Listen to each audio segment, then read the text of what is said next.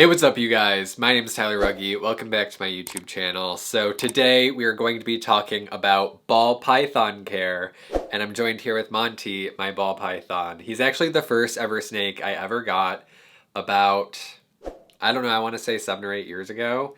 So that's about how long I've been keeping ball pythons. So I'm just going to be sharing with you guys some information about ball python care and how I would personally approach it.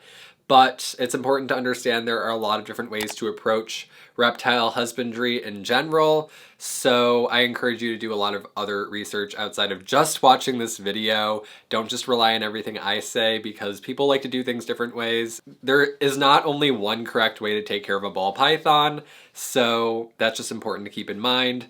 But this is ball python care as far as how I like to take care of ball pythons and what I've learned in my experience. What is going on? I don't know why my hedgehog, it's like 3 p.m. and my hedgehog decided it's a good time to come out and start digging. She's usually not awake right now, but today she thought it would be a good time. Okay, anyways, if you hear digging in the background, it's my hedgehog. So ball pythons are an extremely popular reptile in the hobby. Obviously, they're probably one of the most popular reptiles to have as pets. Overall, their care is pretty simple and straightforward. They're very docile, chill snakes, which makes them very desirable. Not to mention they also come in so many different morphs. Ball python morphs are so diverse. As far as how difficult is a ball python to take care of, I would rank them probably between beginner and intermediate.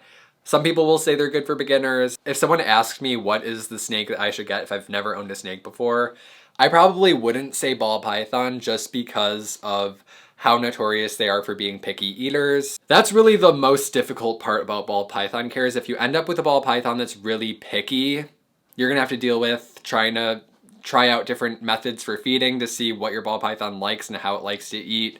Some ball pythons will actually only eat live prey, so that really sucks. When you go to a breeder to get a ball python, ask the breeder, does the snake eat frozen thawed prey or is it on live prey?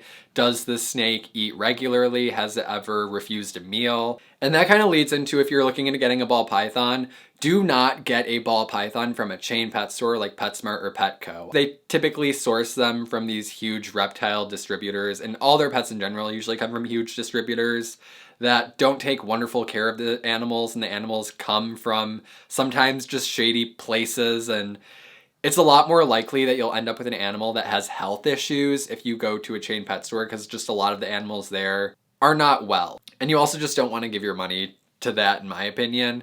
So I tend to try to avoid it. I would always recommend just trying to go to a local pet store. Those are usually a little bit better than chains. Or you can also look online and try to find a breeder, or try to go to a reptile expo. And I would really recommend trying to find a breeder or a reptile expo to go to, because then you can actually talk to the people who produce the snakes and you can ask them any questions you might have. Just things about ball pythons that you might need to know. First of all, they're crepuscular, so they're mostly active between dusk and dawn. So they're not gonna be super active during the day. As far as size goes, they can get around between 3 to 5 feet long. I would say on average, males probably get around 4 feet.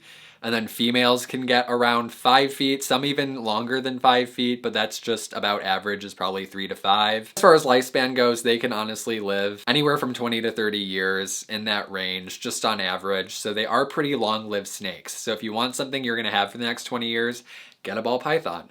If you want something that you're not gonna want to take care of for the next 20 years, then don't get a ball python. Now, as far as enclosure size goes, people are all over the board as far as what they recommend for ball pythons. Some people think that a small enclosure is what a ball python would prefer. Other people like to give their ball python a ton of space to roam around. I think a ball python can do well in a large enclosure as long as you fill that large enclosure with hides and enrichment and things for your ball python to interact with. They're not gonna like a big open enclosure, so just make sure you're putting stuff in there, not just leaving it bare. For a full-grown ball python, I would recommend about 4 feet long. I would recommend a PVC enclosure, or in general, an enclosure that's kind of enclosed. You can use a glass tank as well, but it's just not preferred, in my opinion, for a ball python, because they tend to not like having all of the sides be see-through because they feel more vulnerable. So if you do get a glass tank, just make sure you're filling it up with a lot of stuff, or you can also block off the sides of the enclosure with like construction paper or something. Another really good option are Zen habitats. They're really pretty and really easy to put together, and they're also opaque on all the sides except for the front doors that slide open. And they come in a few different sizes. They have a couple options that are 4 feet long, which is nice and a good size for ball pythons. If you guys are interested in getting a Zen habitat, I'll have my affiliate link down below, and if you use my affiliate link, I would really appreciate it. So yeah, I would recommend an enclosure that's about 4 feet long, minimum for an adult ball python. If you're getting a really small ball python to start out, you can keep them in a smaller enclosure at first, but you will want to upgrade once they get bigger. And then as far as what to put in the actual enclosure, you're gonna want at least 2 hides. You want a hide on the warm side and a hide on the cool side, and then you also want a water dish, preferably something large enough it can actually soak in if it would like to. And then you can just add other enrichment like sticks or logs or just pieces of wood in general for it to climb around on and explore in. Foliage, you can do fake plants. You can also try to do real plants if you're feeling courageous, but it's just harder with ball pythons because they're so heavy bodied, they crush plants. As far as substrate goes, there's a lot of different options for substrate. What I personally recommend and what I like to use myself is a mixture of organic topsoil and play sand, just about 80% soil, 20% sand. And I just find that that makes a good substrate that's naturalistic, it holds in humidity well, it's pretty cheap to just mix yourself. You can also use substrates marketed towards reptiles like Reptisoil, you could use Eco Earth, you could use even cypress mulch. I used to use cypress mulch for all my snakes, but now I'm starting to move towards just using dirt for my enclosures because I find the dirt's just more natural. Cypress mulch isn't super eco-friendly to purchase and use. But cypress mulch is still an okay option. And then something you can use, but a lot of people stray away from, is aspen shavings. Aspen doesn't tend to hold in humidity very well. If the room you're keeping your snake in is naturally more humid and you don't need a substrate that holds humidity very well, then you could probably be successful with aspen shavings. Some people will also use aspen shavings as substrate and then just provide a humid hide for your snake to shed in. So that's also an option.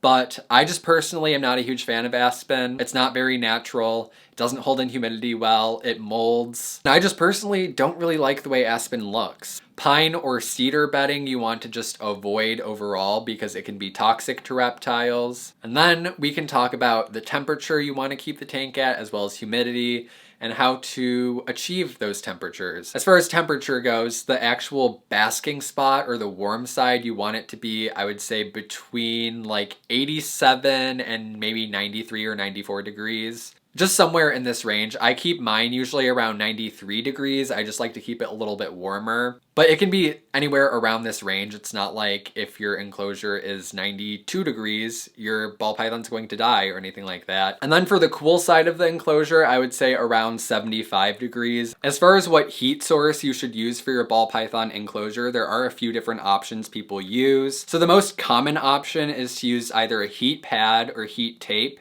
and put it at the bottom of the enclosure, and this will heat up the enclosure, the warm side from the bottom.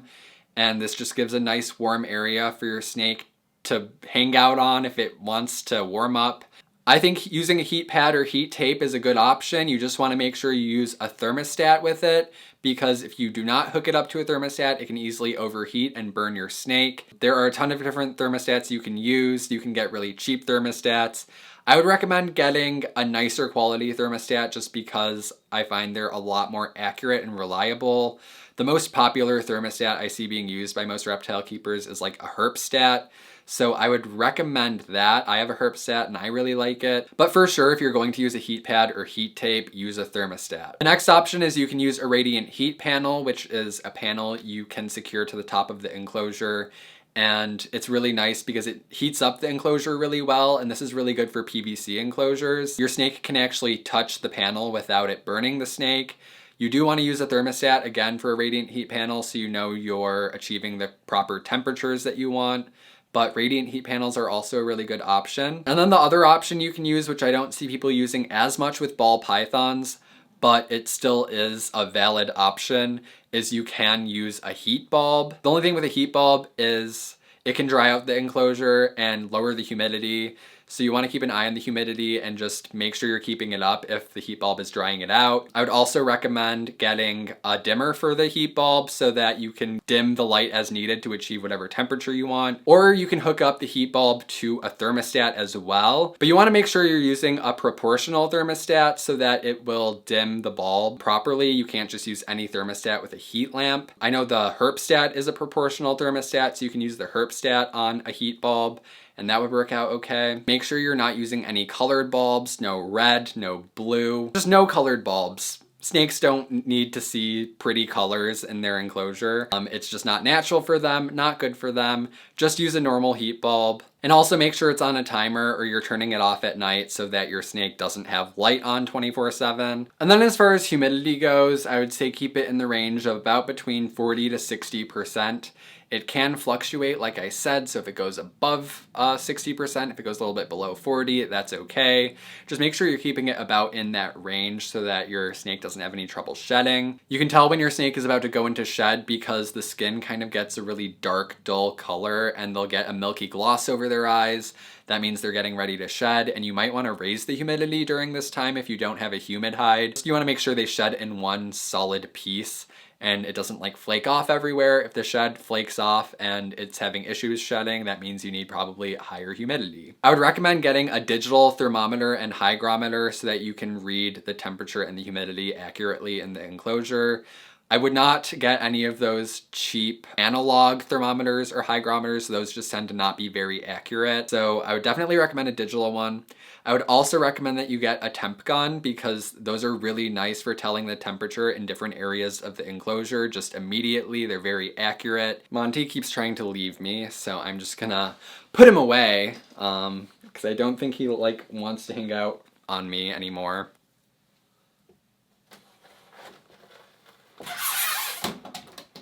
So the next thing we get to talk about is lighting. So ball pythons appreciate a photo period of about 12 hours on, 12 hours off, just so, you know, they know it's daytime and when it's nighttime. You don't want to keep them in like a dark closet all day. You also don't want to keep them in an enclosure with lights on 24/7.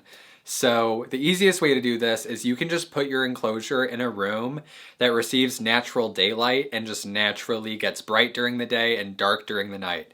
If you just do that, that's good enough. You don't technically need to have lights inside of the enclosure. You don't need a heat bulb. You technically don't need any lights other than just the room lighting up during the day. That being said, I do want to talk about UVB lighting because it's something that a lot of people don't use for their snakes typically, but it is something that I would personally recommend you try to do. People just figure snakes get all the vitamins and nutrients that they need from their whole prey diets, and in the wild, they don't typically necessarily come out and bask in the sun during the day. So people just figure they don't really need UVB, and you can easily keep a snake its entire life without UVB and it'll be pretty much completely healthy and okay. However, there have been a lot of studies recently about using UVB for snakes, and people have just found there are health benefits, and just snakes who have been provided with UVB are healthier and typically happier snakes. So I would personally recommend you try giving your snakes UVB. Ever since I've given my snakes the option to bask in UV light, I've noticed they do come out during the day sometimes and actually hang out under the lights. And the UVB bulb that I would recommend using if you do want to use UVB for your snakes is the Arcadia Shade Dweller bulb, because this was a bulb created specifically for reptiles that dwell in the shade in the wild and aren't typically exposed to really high levels of UVB. If you have like a PVC enclosure or something where you need to mount the UVB bulb inside of the enclosure, then it's really easy because the Shade Dweller bulb comes with the hardware to mount it in the enclosure. And then I would also just recommend getting the Arcadia lamp guard. It's just a cage that goes around the bulb so that your snake can't actually go up and touch the bulb because the bulb will get kind of hot. UVB, not 100% required, but I think there are benefits and that your snake would appreciate it, so why not? And then finally, we get to talk about the fun part, which is feeding your snake. People typically feed ball pythons mice or rats. I only recommend feeding your snake frozen thawed rodents. There have been a lot of snakes who have been injured by being fed live prey and the prey actually attacking the snake, so that's just not something you want to risk. Now, like I said, some ball pythons will refuse to eat anything except for live, and if that's the case, then you might have to feed live, but I would definitely try to avoid it if possible. And then when you get a frozen thawed rodent, basically what you want to do is take it out like the day before you're actually going to feed it and put it in the fridge so that it can thaw out. And then right before I feed my rats to my snakes, I usually soak them in warm water, not like super hot boiling water. You don't want to cook the rat, but just warm enough that it'll make it like warm, like kind of like body temperature, so that when you're feeding it to your ball python, they can sense the heat because they have heat pits on their face, and that triggers a feeding response in them. You want whatever prey item you're giving your snake to be about the same size as the largest part of your snake's body, so about its midsection. However big it is around, you want the rodent to be about that same size.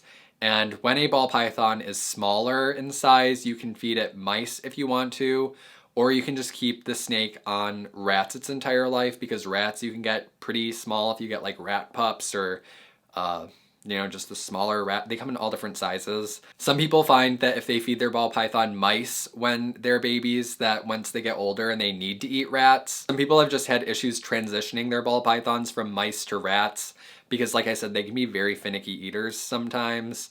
So some people recommend just feeding your snake rats its entire life, and that completely works. You just want to make sure you're following the size rule and giving them the appropriate size prey. Adjust the feeding schedule to fit the needs of your snake and the condition your snake is in.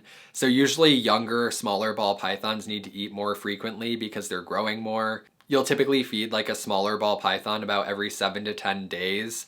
But as they get older and bigger, you can feed them less and less often. Like my adult ball python, Monty, I only feed him about every 3 weeks to a month. And as you saw, he is a nice big snake and he does not need to eat more than that. He's in great shape.